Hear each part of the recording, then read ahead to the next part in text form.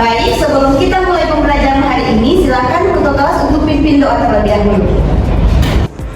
Sebelum kita belajar, mari kita berdoa sesuai dengan keyakinan kita masing-masing. Berdoa dimulai.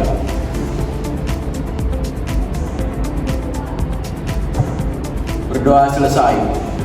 Ya, baik, bagaimana? Ada yang tidak hadir hari ini? Iya. Hadir semua ya? Iya. Bagaimana semua hari ini? Apakah sudah siap belajar? Siap. Jadi hari ini kita akan belajar berpikir komputasional. Pernah dengar sebelumnya? Belum. Pernah? Oke, jadi simak baik-baik.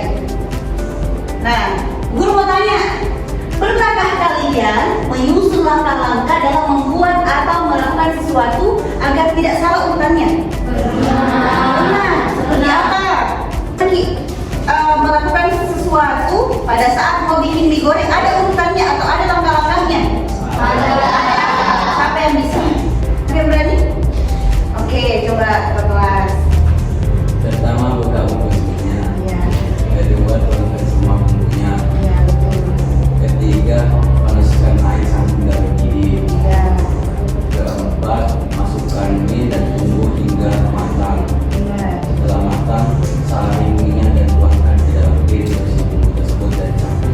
Woi, jadi mie goreng berikan tepuk tangan. Kalau bangun pagi, apa yang pertama kali kita lakukan pada saat bangun pagi? Siapa yang berani? Ayo. Oke, coba. Nah, yang pertama apa yang kita lakukan kalau bangun pagi? Ki? Membersihkan tempat tidur, membantu ibu, seperti lagunya. Tetapi ada juga yang tidak begitu pada saat bangun pagi. Ada yang bangun pagi main HP dulu. Nah, betul tidak? Betul. Jadi setiap orang itu punya langkah-langkah atau punya urutan tersendiri dalam melakukan suatu aktivitas atau melakukan suatu kegiatan. Nah, baik, sebelum kita mulai pembelajaran kita hari ini, guru akan sampaikan tujuan pembelajaran yang akan kita capai. Tujuan pembelajaran yang pertama yaitu siswa atau kalian dapat mengenal konsep berpikir komputasional secara umum. Kemudian tujuan pembelajaran yang kedua itu adalah kalian atau siswa dapat memberikan contoh aktivitas berpikir secara sistematis dan logis. Selanjutnya, sebenarnya apa manfaatnya kita belajar tentang berpikir komputasional? Nah, jadi apa manfaatnya? Manfaatnya kita belajar ini itu yang pertama, kalian diajar untuk meningkatkan kemampuan untuk pemecahan masalah. Manfaat yang kedua, kalian bisa mengembangkan pemikiran secara logis. Logis itu menggunakan logika maksudnya. Kemudian yang ketiga, kalian itu diajak untuk bagaimana mendorong pemikiran yang kreatif. Nah, baik.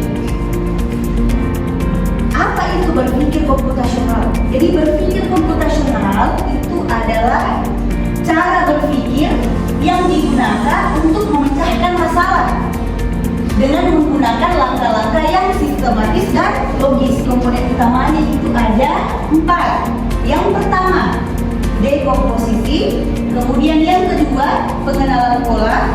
Kemudian yang ketiga, abstraksi. Dan yang keempat itu adalah algoritma. Dekomposisi itu adalah memecah suatu masalah atau tugas menjadi bagian-bagian kecil yang lebih mudah dikelola. Sekarang kita ke komponen yang kedua, pengenalan pola. Apa itu pengenalan pola? Jadi pengenalan pola itu adalah mengidentifikasi kesamaan, perbedaan, atau perulangan dalam suatu masalah atau data. Kelihatan tidak gambarnya? Kelihatan. Ayo kita bermain. Temukan pola yang cocok menjadi satu bagian utuh yang berwarna kuning. Jadi kita memasangkan kolom yang bagian atas. Kalau kolom bagian atas itu dia dimulai dari A sampai H. Kalau yang kolom bagian bawah itu dimulai dari J sampai N. Saya coba satu. Coba lihat. A itu berpasangan dengan K. Betul atau salah? Betul. A berpasangan dengan K. Betul atau salah? Betul. Siapa yang mau coba? Coba. Mana pasangannya yang bagian D? Oke, coba Jero yang mana?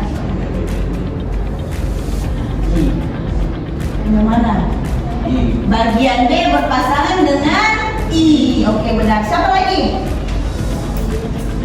Coba cari lagi yang bagian C, kira-kira mana? Pasangannya. Yang mana? Huruf M, betul. Kalau bagian E, pasangannya yang mana? Bagian L, betul. Kalau bagian G?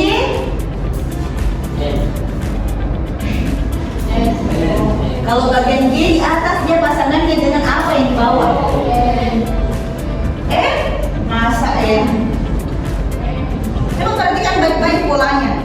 Harus membentuk satu warna kuning yang utuh. Warna G di atas dia berpasangan dengan apa di bagian bawah? Bukan O itu. Itu G. G berpasangan dengan G. Kemudian tadi B sudah ya. Bagian D mana pasangannya? D berpasangan dengan N.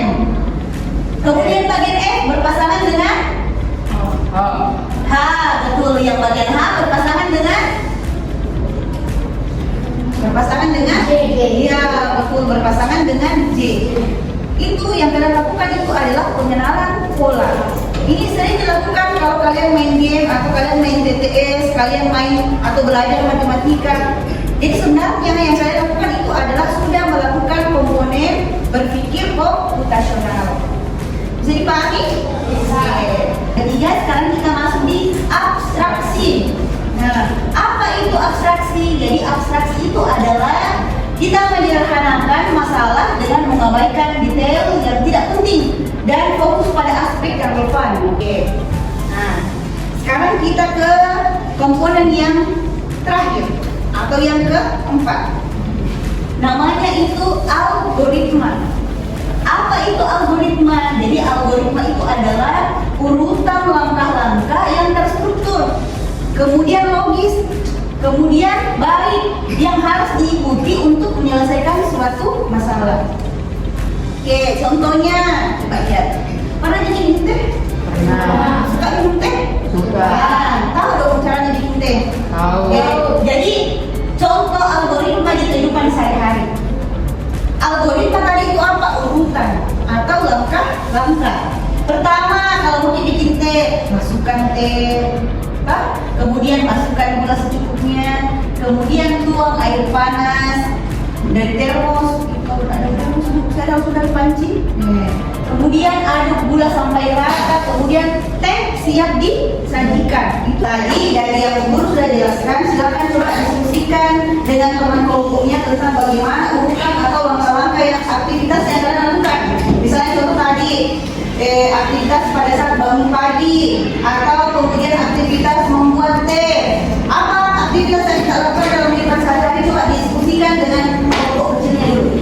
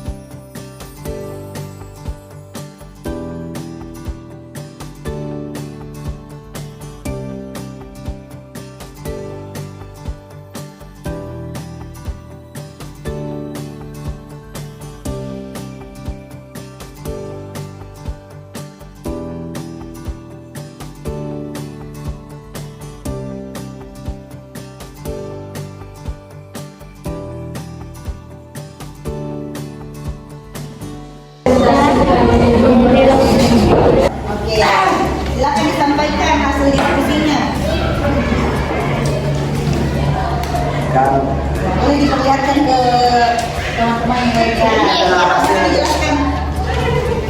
ini adalah hasil kami. Jadi untuk perintah rekanan itu empat langkah dan untuk perintah turunnya itu 5. Sekian dari kami. Assalamualaikum warahmatullahi wabarakatuh. Belok kanan 4 langkah, maju 3 langkah, belok kanan 1 langkah. Kira langkah-langkah robot yang telah kami susun. Ada yang telah bertanya lagi. Kira-kira ada yang bisa jawab tidak? Bagaimana kalian menyusun strategi agar robot tidak nyasar? Nah, siapa yang bisa jawab nih? Angkat tangan semua. Coba. Silakan. Perintahnya harus jelas dan terurut. Oke, betul, perintahnya harus jelas dan terurut. Tepuk tangan.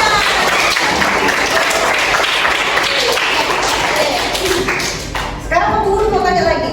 Apa pentingnya urutan dalam menyelesaikan masalah? Siapa yang bisa jawab?